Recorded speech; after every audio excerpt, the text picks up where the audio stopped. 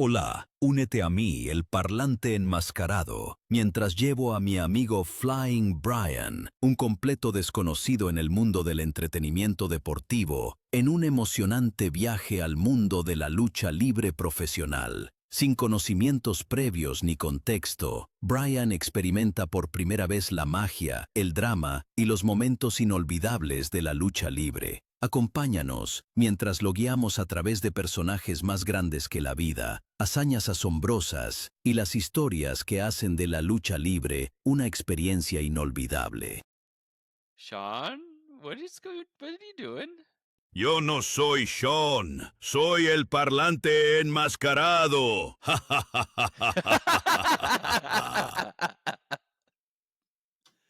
Oh boy, for those of you at home that have no idea what's going on, I am in a full luchador mask and had an AI program say the entire opening of our show in Spanish. So for those of you who speak English, hello, join me, Sean, a lifelong wrestling fan, as I take my friend Brian. That's me! A complete unknown to the world of sports entertainment. On a thrilling journey into the world of professional wrestling. With no prior knowledge or context, Brian experiences the magic, drama, and unforgettable moments of wrestling for the first time. Join them as I guide him through the larger-than-life characters, jaw-dropping feats, and stories that make wrestling an unforgettable experience. Hello, everyone. As always, I am your host, Sean. I'm here with my friend, Brian. And for those of you that have never seen the show before, please go back and watch our previous episodes. You can find us on YouTube. Prior to recording this episode, we watch a wrestling match that Brian has never seen before, and then we also watch something wrestling adjacent, a segment, a promo, a movie, hint, hint, and we hit record and we talk about it. So actually, I was going to do the entire show in this lucha mask, and it is not comfortable. So I'm going to take a moment and remove this mask. Brian, vamp. So props out to you, luchadores, because it's tough wearing a mask. We found that out today, but you look badass and awesome when you're wearing a mask. So kudos to you guys. Are you trying to, Brian, were you calling me ugly to our fans? No, I was saying, hey, it's not an easy thing for luchadors to wear a mask, and all the props go out to them. Yeah, it is freezing in my basement, and it was impossible for me to get through that. Like I'm turning red. Yeah. So everybody, welcome. You can find us on all forms of social media. I want to get this out in the front so people can hear it. We are on Twitter. Yes, we actually are on Twitter. We just don't really post on Twitter. We are on Blue Sky. We are on Instagram. Look for us at Wrestling Without Context. We're also on YouTube. And also, we have a bit of announcement for this episode. From this point forward, like I said, we like to watch the shows beforehand. And it's been a fun experience with Brian as we watch these things. So we are actually going to be starting a Patreon. So Woo! For the low price of a cup of coffee, you can support two gentlemen in America for the low price of a cup of coffee. It's one of my favorite SNL skits with Bill Hader, where he's going around the poor country and he's like, for the price of a cup of coffee for $1, and everyone's whispering into him, ask for more. And then at the end, he's like, he gets a cup of coffee from like his assistant. He's like, oh, great timing. They're like, how much did that cost? How much did that cost? And it's like $5. It's like, God, so no, for the low price of $1, a sip of coffee. Yeah, I know, one sip of coffee. You can support us on Patreon, and you will get this show ad free. And you will also get a free watch along episode with us, where we watch the episode in the wrestling adjacent segment. So be on the lookout for that. Pay attention to our social medias. Brian, how are you doing? I'm good. It's been the weather out here by me has been crazy lately. It's the summer here. It's really hot, but we've been getting like dust storms and rain and like just out of the ordinary kind of weather this week. So like I haven't been getting to get my flights in that I want to this week. So I've been God, yeah, we need those hours, Brian. I've been grounded. The flying Brian has been grounded. He's in trouble. Yeah, I don't know Go what to happened. your room. I don't know what happened in Chicago, but I was sitting at my desk and working, and I got a notification on my phone saying dust storm incoming. And I went, "What are we talking about?" This was a couple weeks ago, and I look outside, and it's just brown. You got a haboob in Chicago. Yeah, I Do you know know. what haboob is? Have you heard of a haboob? It's a great, cool word. I like the word haboob because it sounds like haboobies. I know. Yeah, I've touched a haboob before. You lucky. Yeah, I know. No, a haboob is just a big dust storm that rolls through. It's called a haboob. They need to rename it. I'm sorry. No, they don't. No, they don't. There's nothing better than being like, "Oh man, did you guys see that giant haboob?" It sounds like you're just talking about one boob. It's like Just Homer. one. Just one. Homer Simpson goes on spring break and he comes back drunk and they're like, "Guess how many boobs I saw today, Marge? 15." Insinuating, yeah, exactly. Just one boob from the side. My side boob. No, and Brian's trying to make me laugh, finding out in the last episode that most boob-related words such as late titty caca and booby tassels make me laugh. So, haboob. Well, now we can add habooby to it. Yeah, I know. We've talked about poop on this podcast. We talk about hogs, and now we're talking about boobies. We're running through that. Nothing's off limits. Yeah, nothing's off limits. We are recording on the 4th of July. Again, transition. I'm trying to figure this out, Brian. 4th of July. So I compare it to the show, like taking off in the passenger seat. Like you're always making those turns. You're trying to take off, and then all of a sudden everything just starts shaking as you're about. And then all of a sudden it's like, ooh. That's me trying to transition in the show. It's like a lot of shaking. And eventually we'll be at our cruising altitude. We'll get there. Yeah, we'll get there. Is there anything you'd like to talk to me about, Brian? Ask me. Come on. We talked about our yes ands. Yes, and Sean, how was your week? How was your past week? Oh my God, I'm on vacation. It's so awesome. I've been able to do so much. I set up our social media accounts. I'm able to set up this Patreon. I was able to edit the episode. It's just been, oh my God, when you don't have vacation is work. It is work that I actually want to do, and I'm not supervising anybody. Like we talked about the last episode, I didn't actually get to march in the Pride Parade, but I did get to drive the car. How was it? Yeah, because you said you were going. Last episode we went, you were going to the parade, but how was it? It was very interesting. There was it's much shorter this year, so I didn't have transportation to the parade, so I drove to the parade. And then we were the 11th float out. So we were kind of in the front, but we were just surrounded by a whole mass of people. And it was just a whole bunch of people dancing and playing music and stuff like that. And eventually we drive out, and thankfully it was hot as hell that day and sunny. So we had people running around handing out things, and I'm just driving the car, hitting the horn, hitting the siren.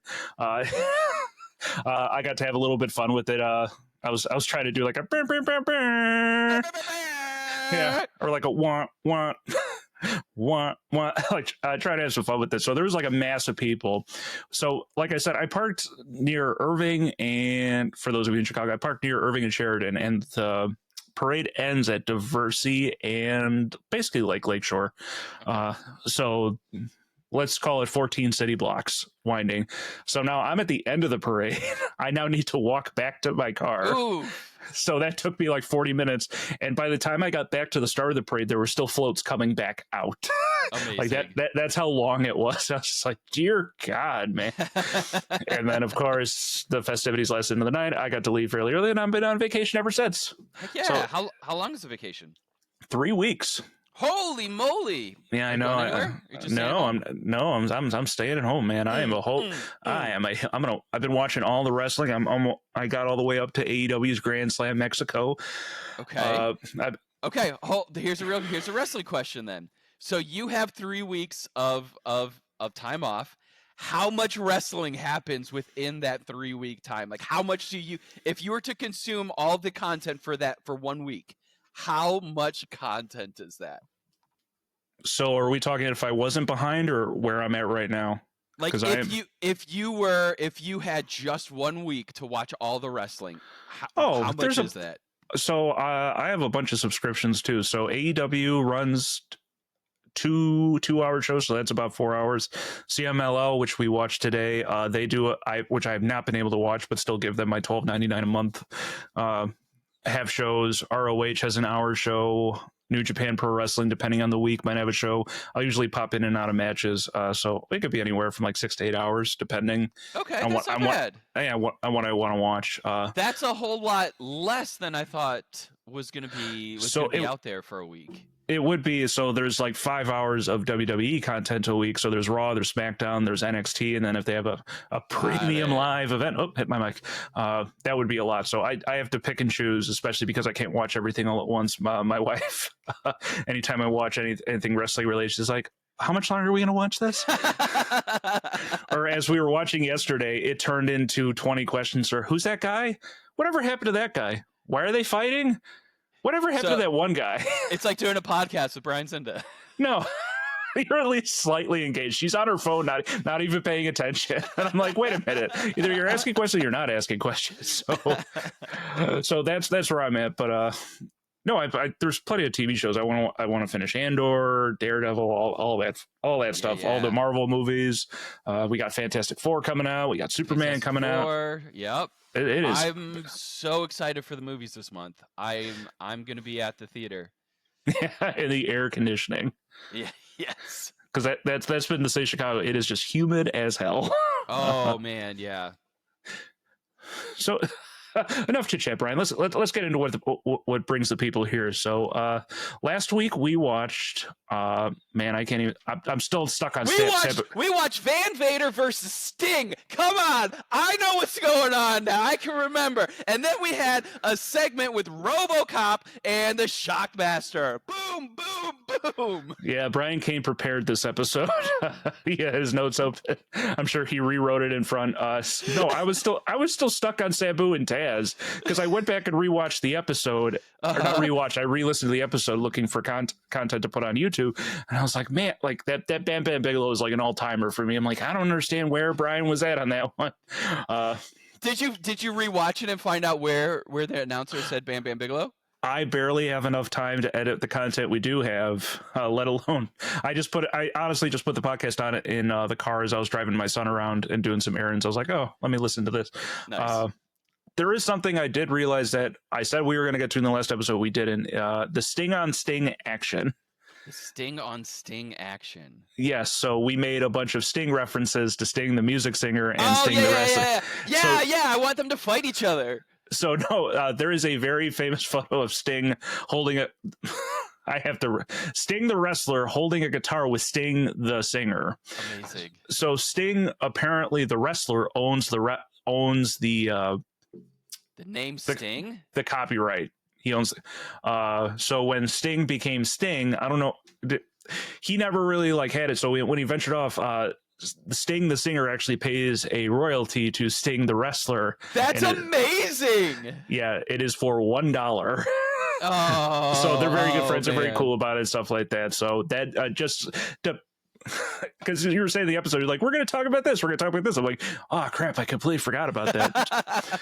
To the point that tangents that just float around our heads. Yeah, I know. I actually wrote notes for this one, which I haven't done for any of the previous episodes, as you could probably decipher from all the jumping around and me going, hey, let's actually go back to something.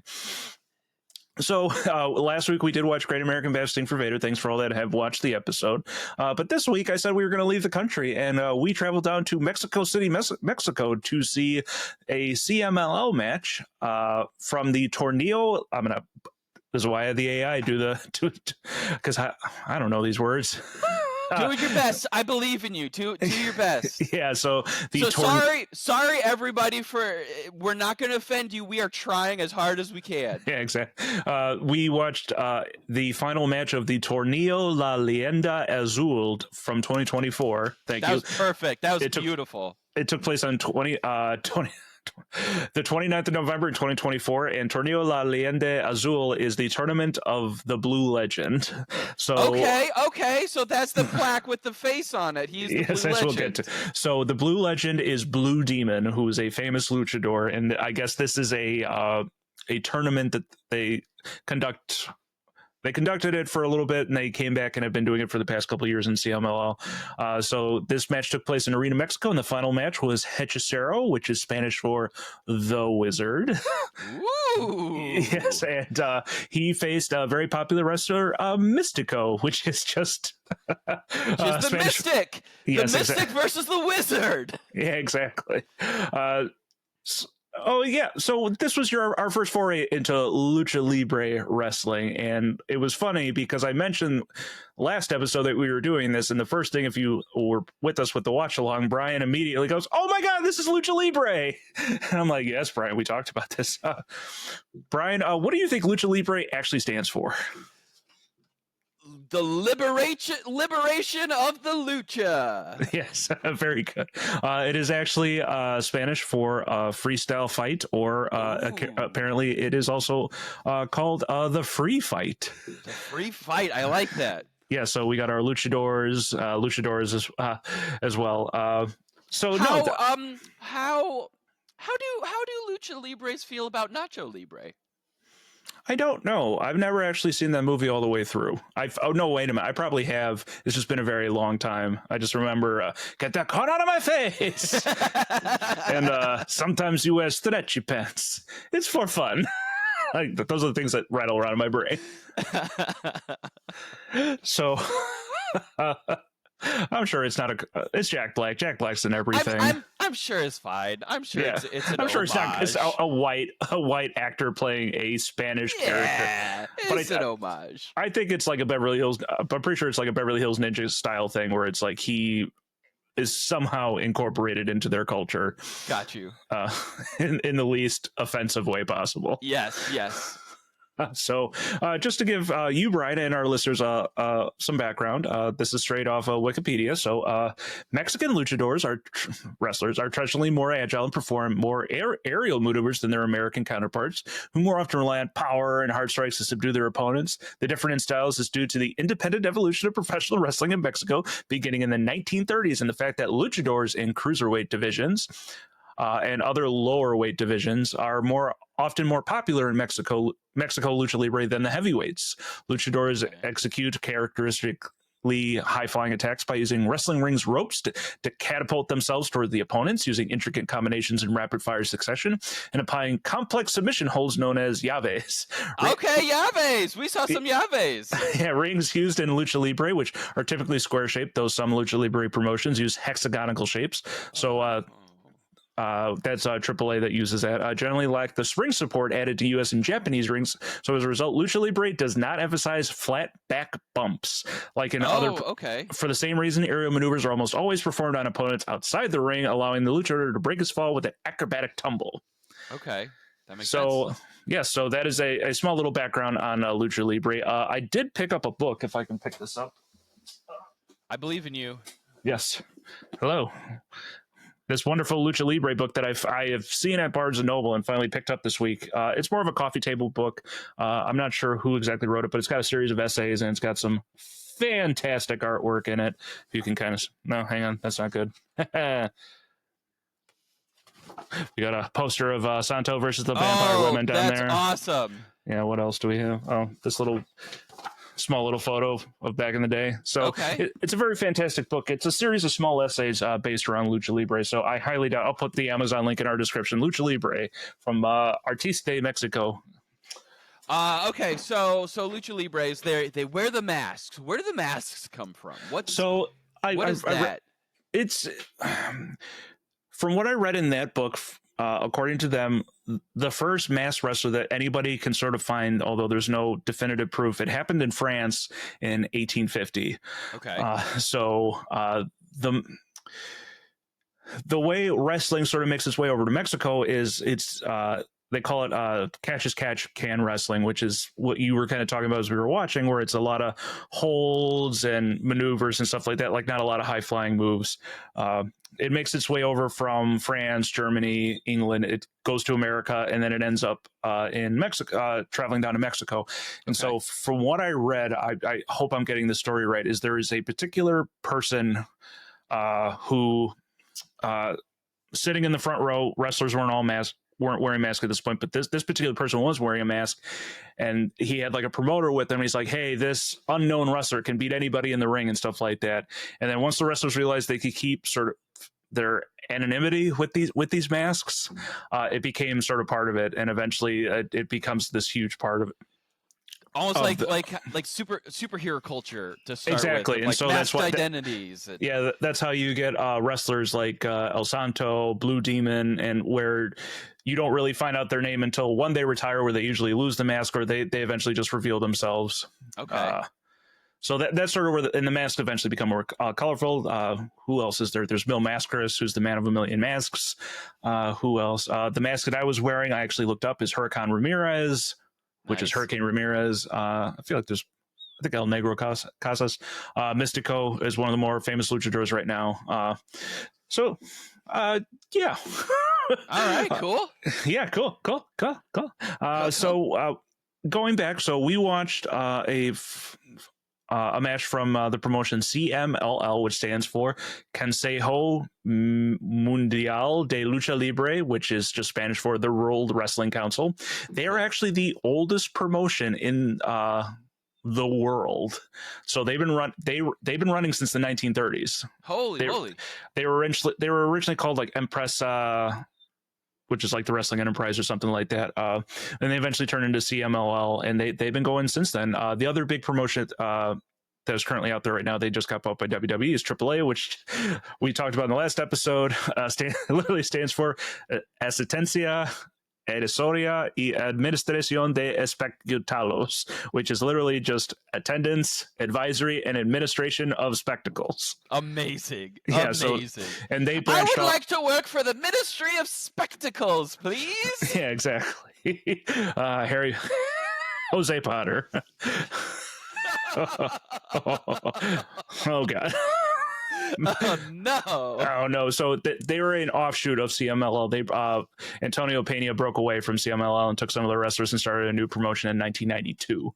Okay, so CMML, oldest promotion of wrestling. What was WWE, WWF, whatever it was? What was before that? Because you said like wrestling had migrated from United States down to Mexico. So like, so the territory those structure. companies, once WWE came about, they kind of just like destroyed all the independent ones or something. So basically what happens is immigrants come over in the early 20th century. They start it's like circus stuff. So it's like strongman competition in the 1920s and 1930s. And eventually promotions start they call it the territories. Basically, there's like a north, there's a south, there's an east, there's a west, and stuff like that. And so like eventually all the companies come together. WWE at that point was a northeastern territory. They were called the Worldwide Wrestling Federation in the Northeast, and they basically ran out of New York.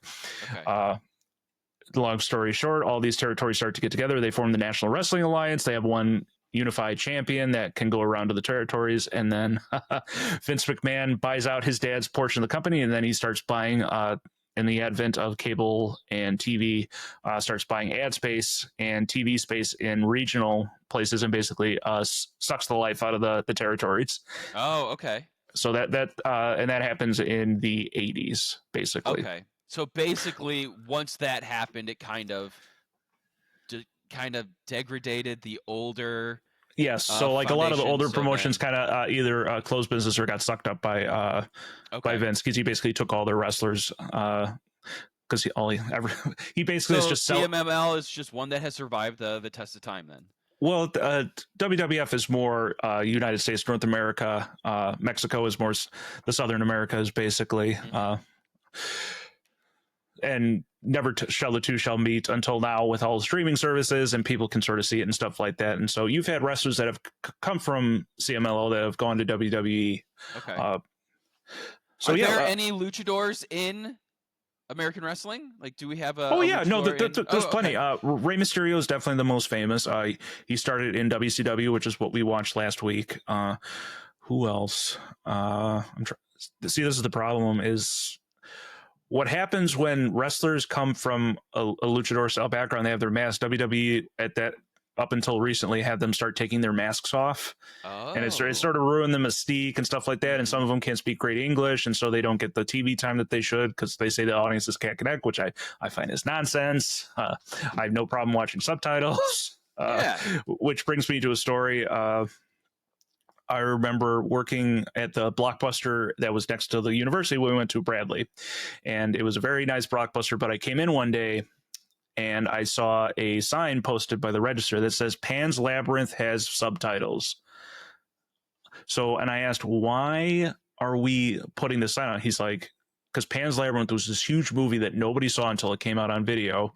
And then all of a sudden it was like critically acclaimed and everyone rented it. Apparently the first day, a handful of people brought it back going, I didn't know it was in subtitles. I don't want to read subtitles. There was no dub of it. So people like brought it back. I'm like, wow, that's quite Southern Illinois.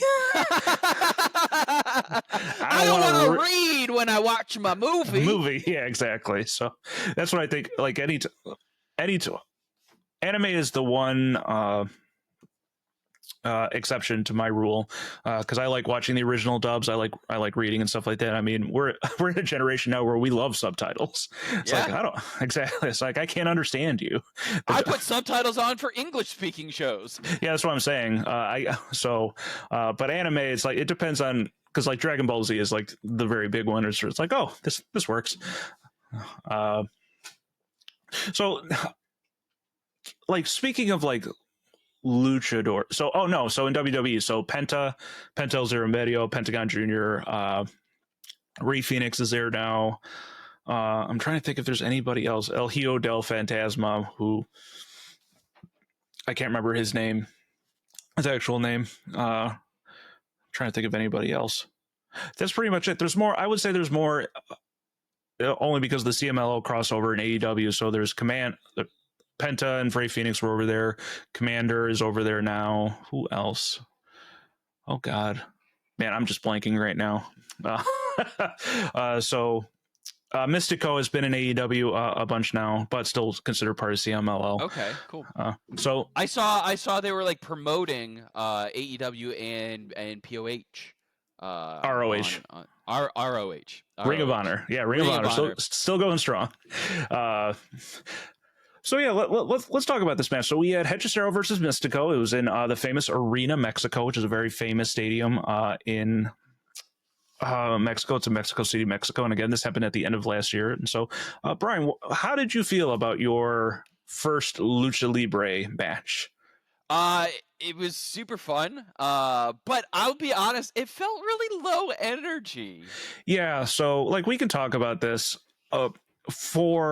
I don't know if it was the crowd or the way they mic'd the crowd, but it felt like the crowd was at a dull roar the whole time. Like they didn't get real too high, they didn't get real too low and stuff like that. So yeah, we had Mistico the whole time trying to get the crowd to be clapping. Yeah, so we call it the baby face of like, yeah, come on, let's go, with the baby face and stuff like that. So I wouldn't have noticed it. So there's this series of YouTube videos I'm sure we'll watch at some point called Botchamania, where Botchamania. Yeah, so it's like all the mess ups in wrestling, and it drew reference to Mistico had a match in AEW. I forgot against who, but it was like, oh, let's clap again. Like he just kept doing the clap. So Brian picked up on it. We just started referencing it. So it's like, oh, Mistico's got the clap. He's got to get that clap going because he just keeps trying to spread the clap to everybody. Yes. So, and sometimes I couldn't tell if they were rooting for Mistico or if they were rooting for Hechicero. And just for reference, Hechicero won the tournament they were in right now. He had won it last year, so he is now the returning champion in the finals. So these two wrestlers, Mistico and Hechicero. So Mistico is definitely one of the bigger wrestlers in all of Mexico. I don't know if he was at this point, but it's definitely now, because I just watched Grand Slam Mexico and he has a new theme where it sounds like Celine Dion. Like heck yeah! And the entire crowd is just singing his song, and it's amazing. He didn't have the song for this one, so maybe he just didn't have it yet. But what did you think of, like, were you connecting with Mistico at all, Brian? I mean, not really. I wasn't really connecting with him. They were just two dudes fighting it out in the ring. Like nobody was like nobody was like reaching out to the audience and being like, "You're with me" or anything like that. The clapping didn't do it for you. No, it was too. Yeah, it's like very boy bandy. It wasn't just like, yeah, let's go, let's get this. It was just like, let's start a groove. Yeah, exactly. Yeah, it's like the Wiggles, basically. Yeah. It's Jeff Wiggles over here with his mask on, and he's trying to just pump up the 3-year-olds. Yeah, you know? so we have to talk about Mistico a little bit, because Mistico has had a very storied career. Mistico has been wrestling for a while. He grew to fame in like 2004, 2005. He eventually signs with WWE and becomes known as Sin Cara, SIN space C, which is known as the faceless one. Okay. So where they dim down the lights for his matches, and so it's like the ring is like got this gold tint to it, basically. And when he comes in, the way they shoot it, they put a trampoline like they do at basketball games when they're doing the dunk stuff. Amazing. Where you can't see it. So he jumps and he like flies over the top and does this little somersault. And it looked great when he first started. And then they rip off his face. No, and then they started messing it up. Oh, no. He started tripping. It was just, according to him, they weren't really allowing him to wrestle his style. Because he was considered one of the best wrestlers in the world at that point. And they wouldn't let him speak. He was kind of all over the place. The faceless. Looking at the match today, like there was a lot of technical moves out there that you just can't fake or anything. More like you said, more aerobatic kind of jumping kind of stuff.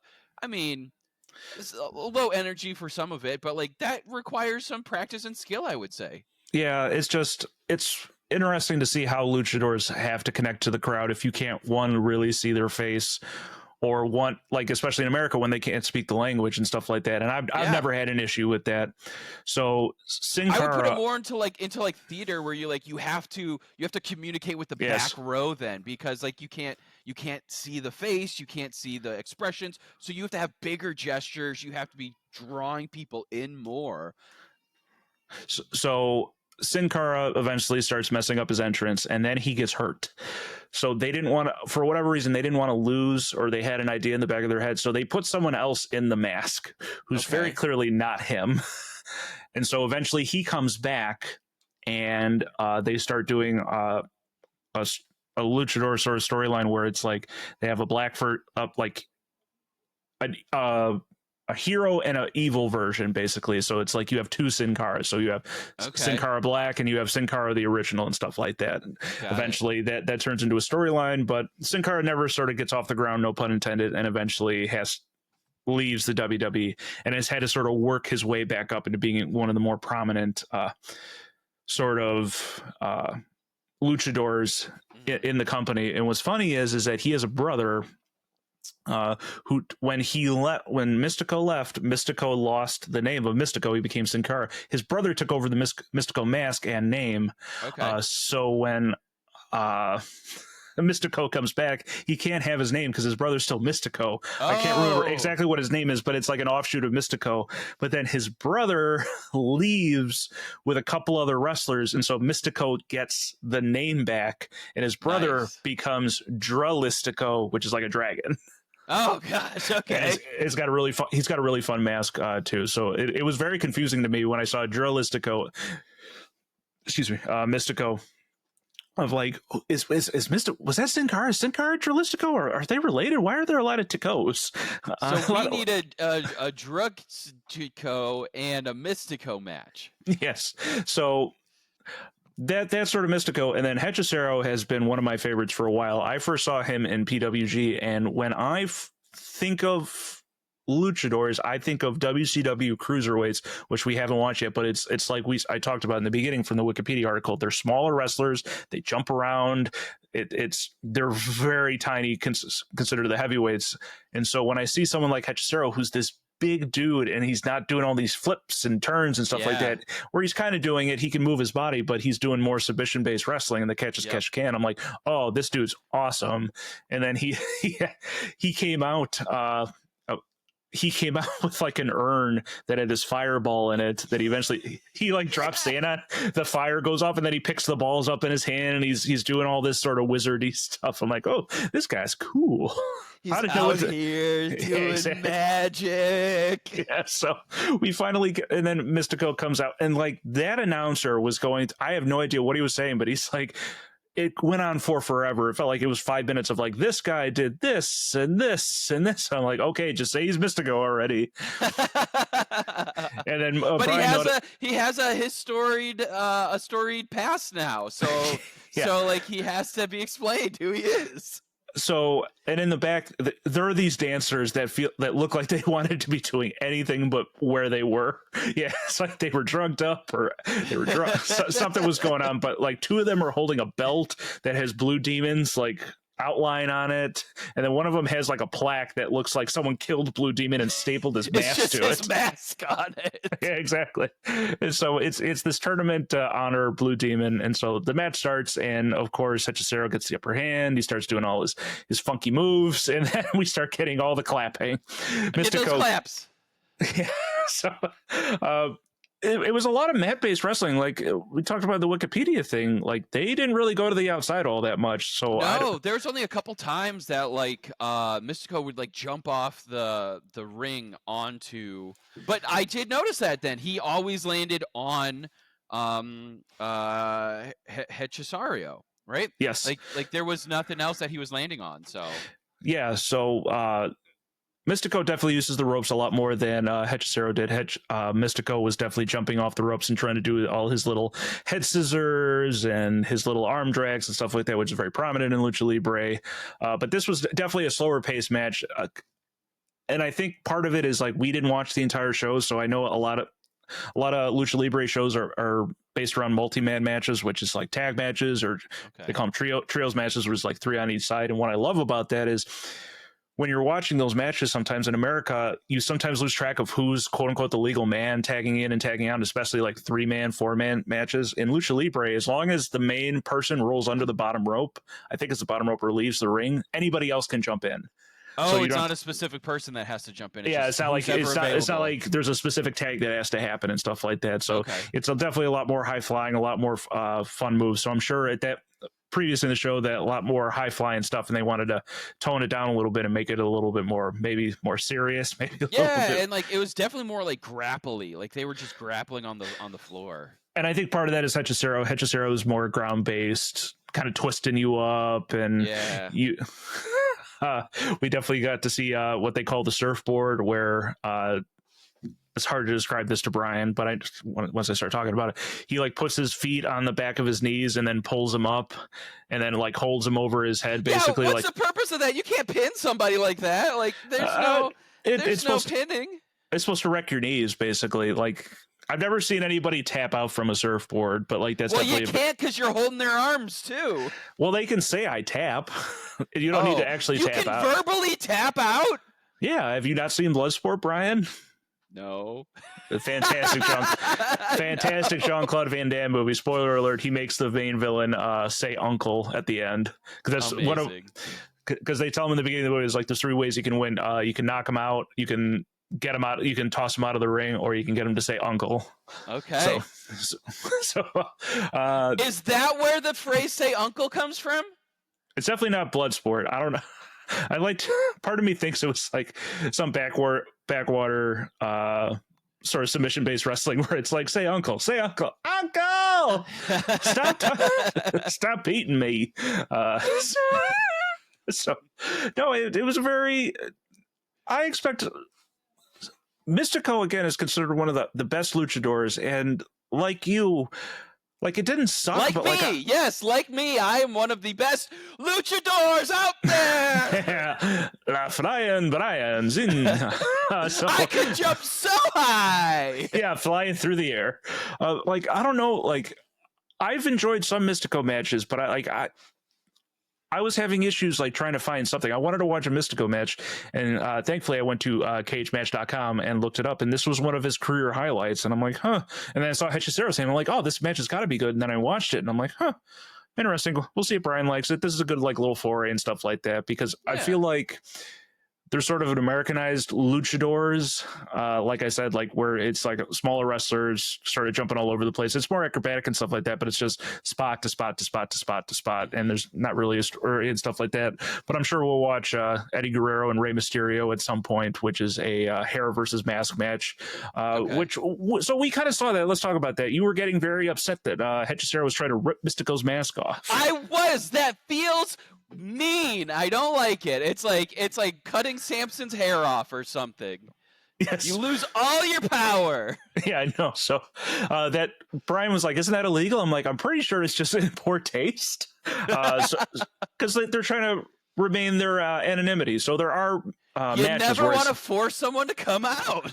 Yeah, exactly. It's not Pride Month anymore, Brian. Well, it's close. Yeah, it's close enough. So there are mask versus mask matches where whoever loses the match has to. Really? Yeah, so the loser has to lose their match. It's a very big deal. Or the other big one is a hair versus mask match. And the other one has to cut their hair if they lose? Yes. So no, it's, really? That's awesome. Yeah, so those are like the two huge sort of matches. And can you get a hair versus hair match too? Yeah, that's happened in WWE before, where it's happened where someone has. There was a very famous they had proxy wrestlers, but it was Vince McMahon versus Donald Trump in the 2007, let's say 2008, where they had two wrestlers fighting, and Donald Trump was managing a wrestler, Vince was managing a wrestler, and whoever won the match, the other. It was called the Battle of the Billionaires. One of them would have to shave their head, and of course Vince lost and had to get his head shaved. Okay. But people are like, "Oh, Donald Trump's gonna get his head shaved." I'm like, I don't give a fuck. Make him look better. So the match just sort of like it keeps going. It's got a decent pace. Eventually, Hechicero takes away all of Mystico's clap power by trapping his arms, basically. He traps his arms, and he can't clap. Yeah, Brian is just screaming for him to clap with his knees. Use your feet! Use your feet! Clap with your feet! Yeah, use your feet. Power back! Yeah, I know. And eventually, it reminded me of when the Blackhawks won their first Stanley Cup against Philadelphia 15 years ago. It's been a while.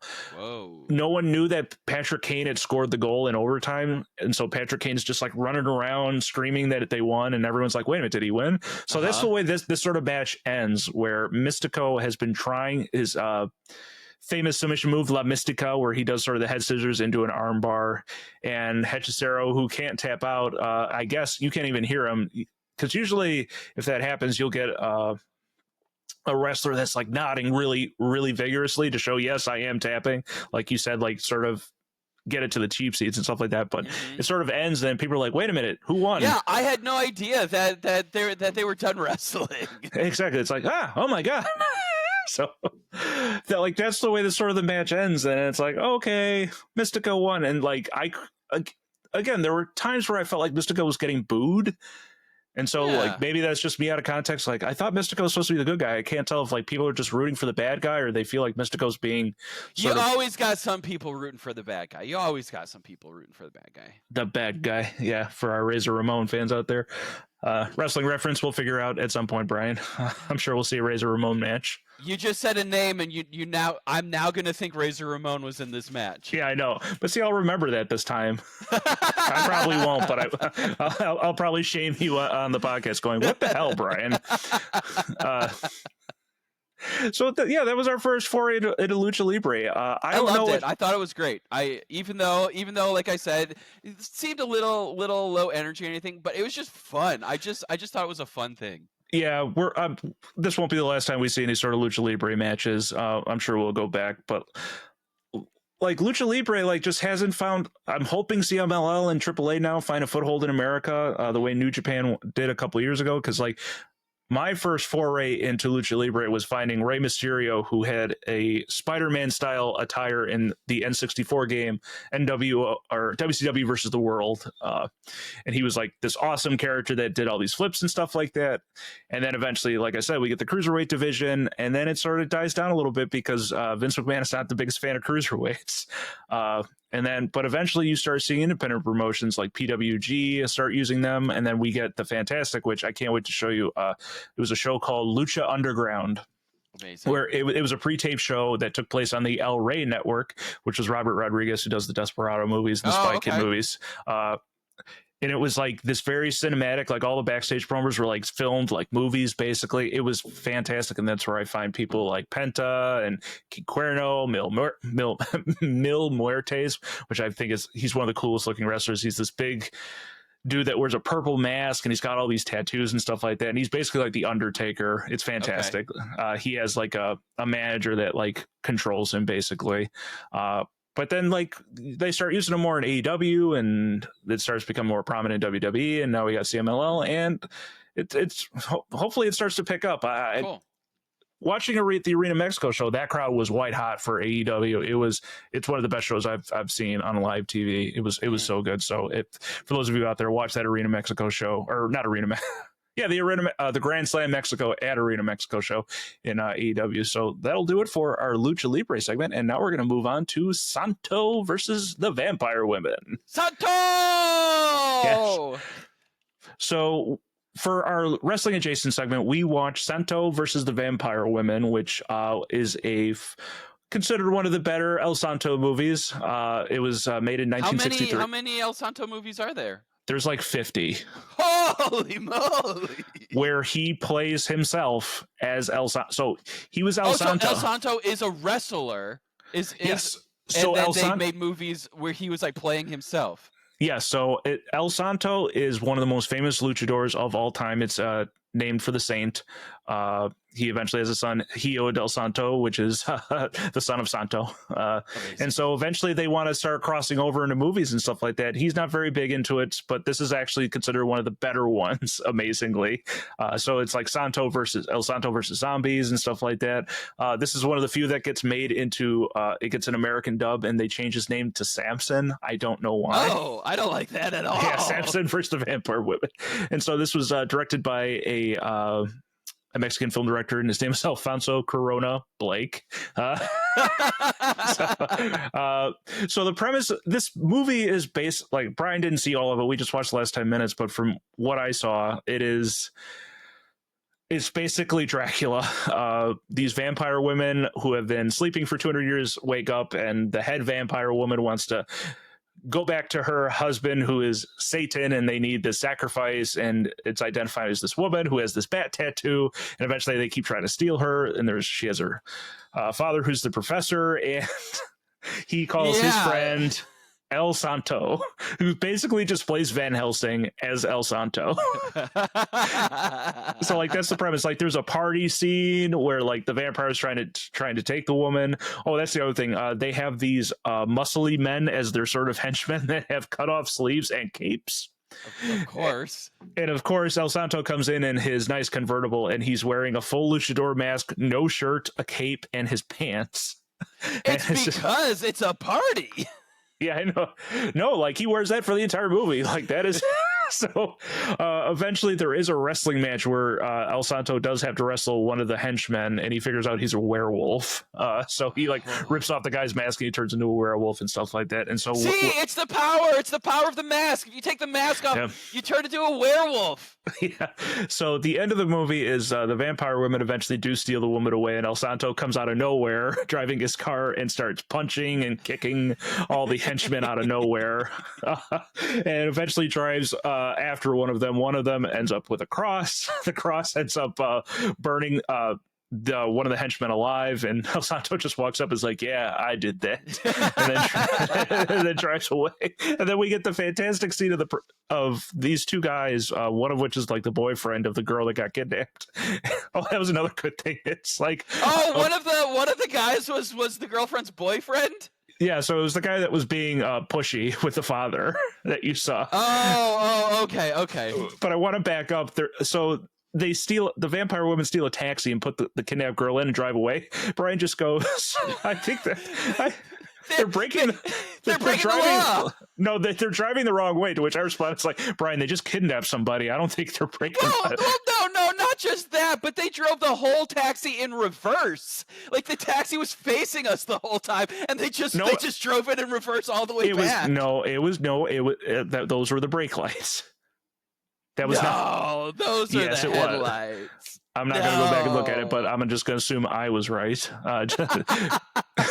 As always.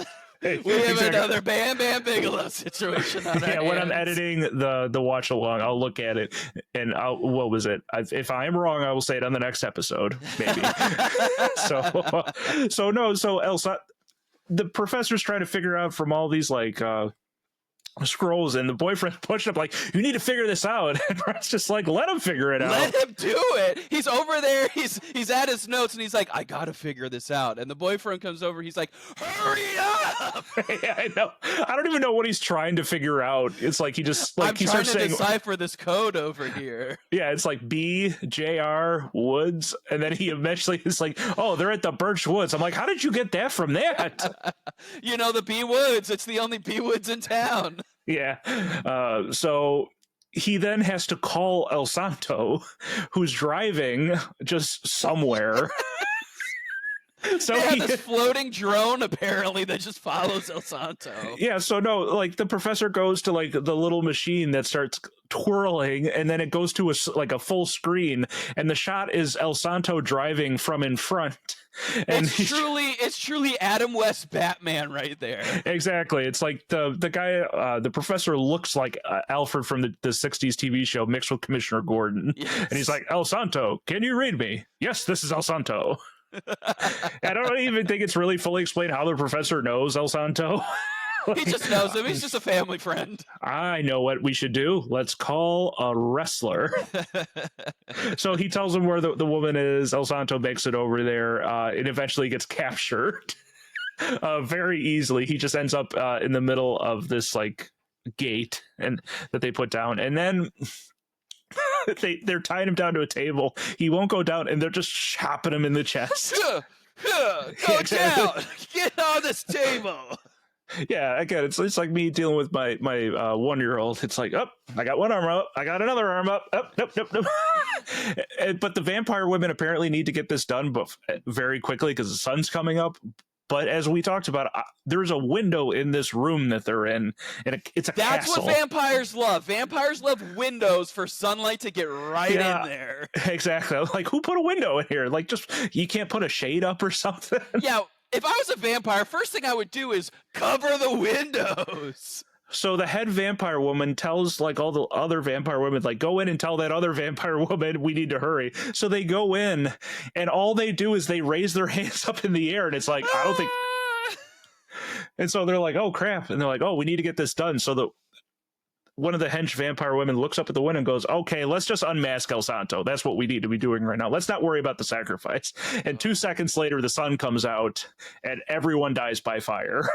the vampire women, the henchmen, they just die. Some of the vampire women run away and they go hide in their coffins.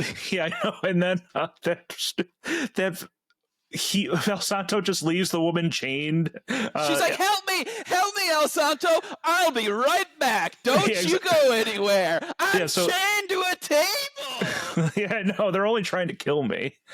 So he grabs a torch and he runs into where all the other vampire women in their coffins and stuff like that. It's just a shot of him opening every coffin and lighting all of them on fire and them screaming. Best finale ever.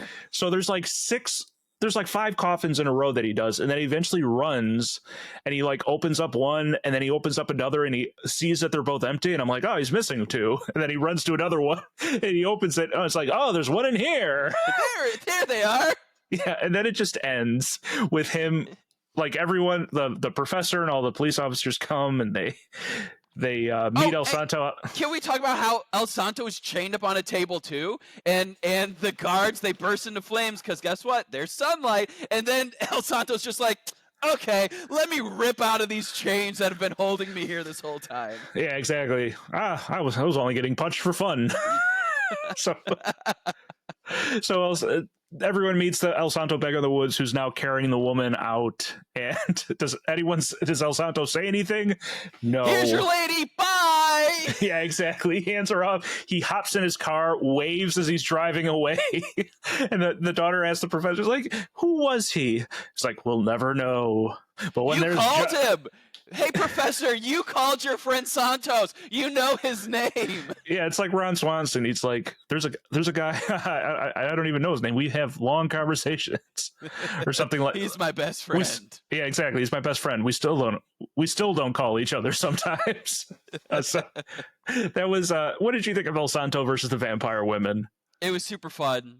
For a movie from, what'd you say, the 1963. 1963.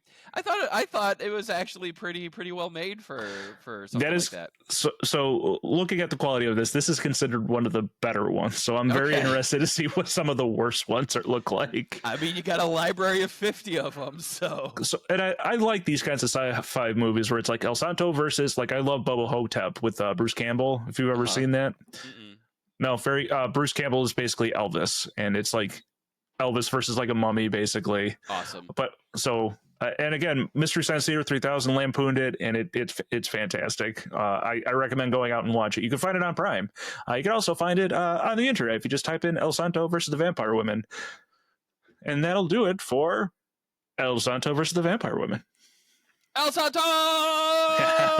That will lead us into our last segment, which is Who's That Wrestler? So for those of you playing at home, what is going to happen is I'm going to show Brian a photo of a wrestler, and he's going to have to figure out. So we're going to do these a little bit more quickly. All I'm going to say, Brian, is it's not as hard as you think it is. So we are going to... That does not help me. That's going to make me seem even more dumb. Yeah, so I'm going to show Brian wrestler... 4 separate wrestlers, and he's going to have to decide who's that wrestler. So let me share my screen with you. Screen, share, screen. That right, is the White Knight. You're very close, Brian. So for those of you at home, Crusader. Getting closer. He is a luchador. He's wearing a mask. He's got a T on his arm, hint, and he's wearing a kind of cross on his face, a red cross. Brian, if you've played the Assassin's Creed games, you might be able... medic. The Red Cross. No. Have you not played Assassin's Creed, Brian? I have. He's the Templar. Yes, that is very good, Brian. This is This is El Templario. El Templario. All right, moving on. Let's go to our next. Let's meet our next luchador. Here we go. Ooh, so for those of you at home, third eye. He's got a third eye on his yes. head. He is the psychic. Yeah, so, not close. He is wearing all black with a silver mask with a red band and some dragons on top, with a circle on top. Is he El Drestico? El Dressico. No, yeah, he is not. He is. I'll give you a hint. It's a shape, but it's not El Circo. El Squero. Yeah, getting close. This is. Is he the diamond? No, he is El Octagon. He's Octagon. Now, how would I know that? He has no octagons on his face at all. Yeah, so seeing this, I'm like, huh. He is actually the father of Penta El Zero Medio and Pentagon Jr. and Ray Phoenix. Okay. Who are the Lucha Bros, who you have seen before. I have seen the Lucha Bros. They were at AEW. Yes, they were. All right, let's move on to our third luchador. There are 4. He is the Skeleton. Yes. El Muerto. So I'm sure everybody that is a wrestling fan at home knows he's in a full body skeleton outfit with a hood up and a skeleton face. Any more guesses, Brian? Looks like he's holding a knife too, like he's gonna stab me. He's the Death Man. He's a Grim Reaper. Yeah, so that's actually technically right. He is La Parca. La Parca, which is Spanish for the Reaper. So, nice, yeah. See, I told you, Brian. It's not as hard as you think it is. It's not as hard. Yep. That's what she said. Yep. Oh no. Oh no. All right, so this is going to be our last one. Okay, so for those of you at home, this isn't a full mask, but he's got black bull horns and slightly covering his face, and he's wearing a full body suit with some shredder style arm pads. Brian, who do you think this wrestler is? He looks like a Black Lantern from the Darkest Night run of Green Lantern. But I'm gonna say he's the Black Bull. He's a Tauros. It's no, not really close. He looks crazy though. What happens when you go crazy? You see red. You go sight. You get a form of psychosis. Yes, there you go, Brian. This is psychosis. Okay, all right, psychosis. Yeah, so see, this wasn't so hard, Brian. Yeah, I like a little hand holding every once in a while. Yeah, exactly. We're both learning together. And so thanks, everybody. Hopefully, so I learned that for our video portion, when I share the screen, it still shows up. So hopefully I'll be able to edit this where it actually looks fine, because for the last episode when we did this, it was awesome, but then I left it up and you couldn't see us for the last 10 minutes of the episode. It was just a photo of the great and powerful Oz, Kevin Nash, for the entire episode. Yeah. And I'm like, oh, this would have been great if I remembered to stop sharing my screen. So I stopped sharing it this time. And so that'll do it for our Who's That Wrestler? Who's that wrestler? It's me. So, Brian, before we pack up for the episode, I've had this box of tapes that I've been going through, and I've been meaning to get to this, and I think I'm finally going to be able to show everybody this. But did you know that David Lynch used to book the Territory? Really?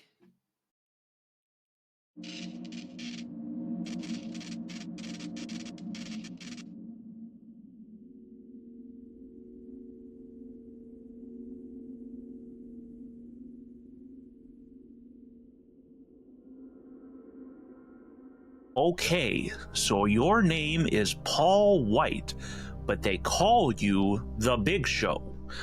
Let's go through what we're going to do here today. All I want you to do is to have a very big show of your emotions. Your father has just passed away. We are going to put you in this large leather outfit with these tiny sunglasses. It's gonna be a beautiful day. Even though your father passed away, it is still bright and shiny on the day of his funeral. You're gonna say some kind words about your father, then what do you hear in the distance? Then in comes this big boss man. He's going to be yelling about you, crying about your daddy in this automobile with a speaker attached. Now, I was able to get the original Blues Brothers mobile, one of my favorite 80s comedies, with the loudspeaker still attached. The big boss man is then going to drive up and start swearing at your whole family. And then he's going to ask if he can have carnal relations with your mother. Now, Mr. Big Show, that is going to piss you off, and you are going to jump on the hood of the car. When this happens, the big boss man is going to drive forward and knock you off. Your family is going to scream in horror as they think they will have been attending another funeral, yours. The big boss man is then going to take out his metal chain and yell, "I heard your dad wanted to be a drag queen. Do you have that, Mr. Bossman?" He will then tie the chain around the casket and then attach the other end to the Blues Brothers mobile. Bossman will then drive away, but you can't just let go of your father, this man who meant so much to you. The boss man is going to drive away, dragging the casket with your father's lifeless body in it.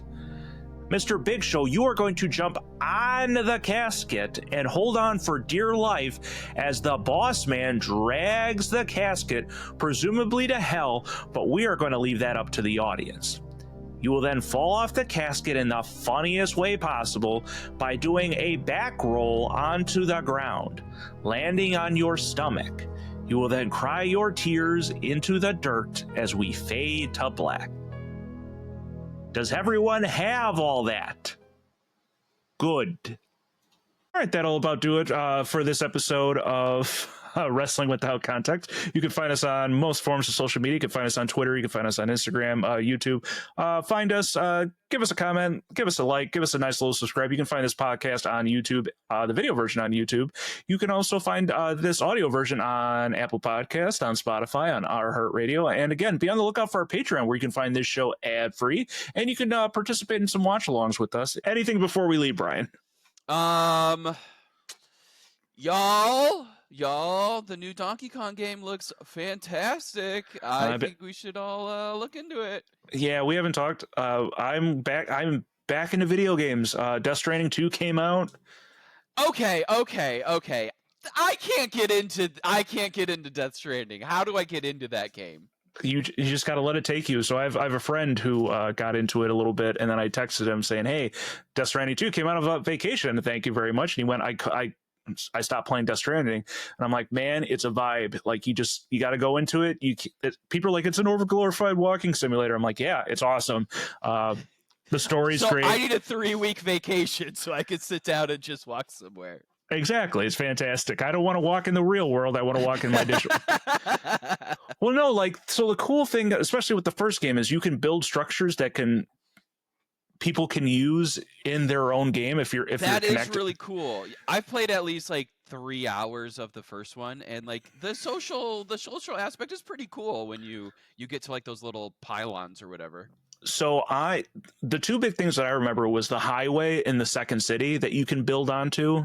People can all, and then what I did, and I don't know if other people could connect to it. So you eventually get to this point in the game where you have to go over mountains, and eventually they have these links that sort of zip line you through. So I went through and painstakingly, the only way to get to this guy's base is you have to go around the mountain and get into it. It's almost like a horseshoe.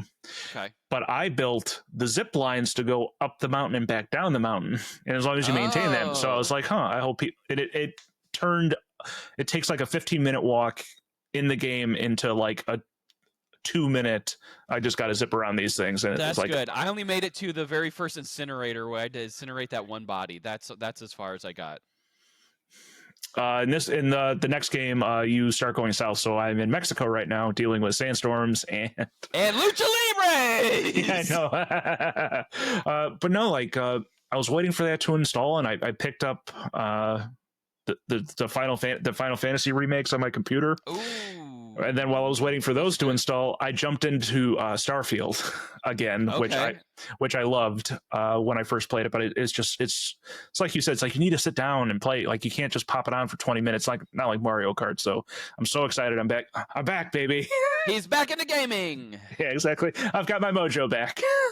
Also, next weekend, Superman comes out. So I don't know how to feel. I'm optimistically excited, but I've heard mixed things. They're it's like Superman. I think they said 2 or 3 on steroids. Basically, it feels like there's gonna be a lot going on. I'm just happy that it takes place during the day.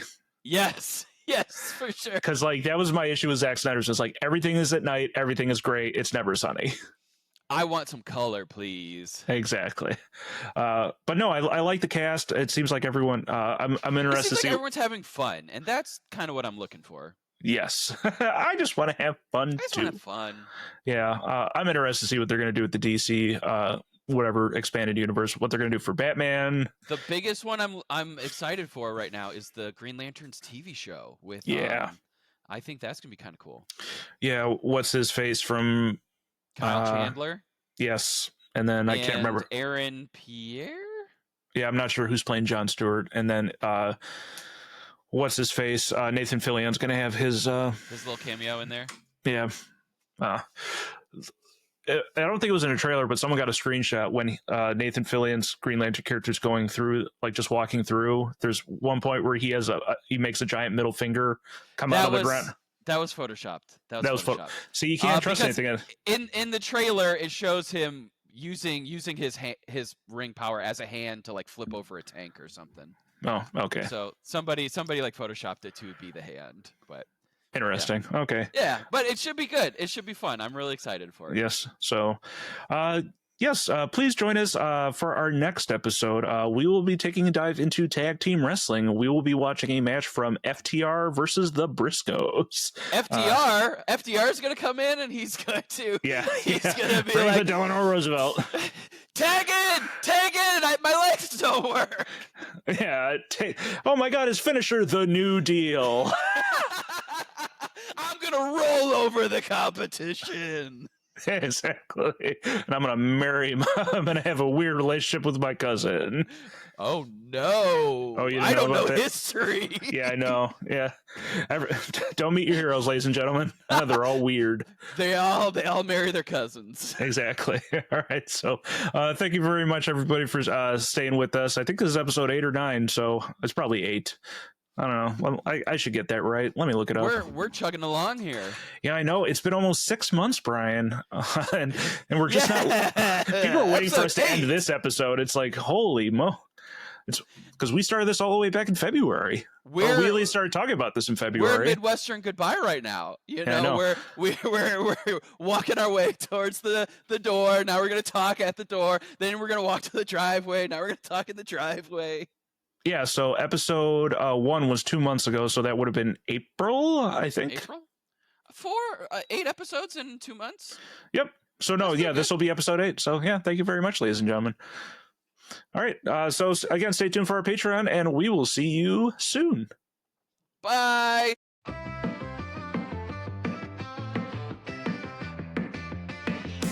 Brian doesn't know about suplex slams. He thinks a wrist lock is a boy band. Can't tell a moonsault from a flying knee. He's clueless about the ring's legacy. He called a steel cage a fancy shed. Said lucha masks are hats for your head. He thinks the Undertaker's just a grave guy. This poor dude's living a wrestling lie. Brian doesn't know the ropes or the show.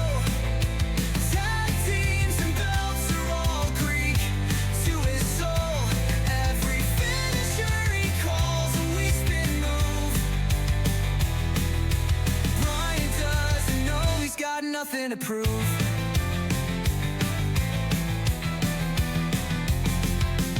Miss WrestleMania 4 and in class. Confused a pile driver with a chair to crash. He thought kayfabe was a type of pie. Stop pretending, kid, we all sigh.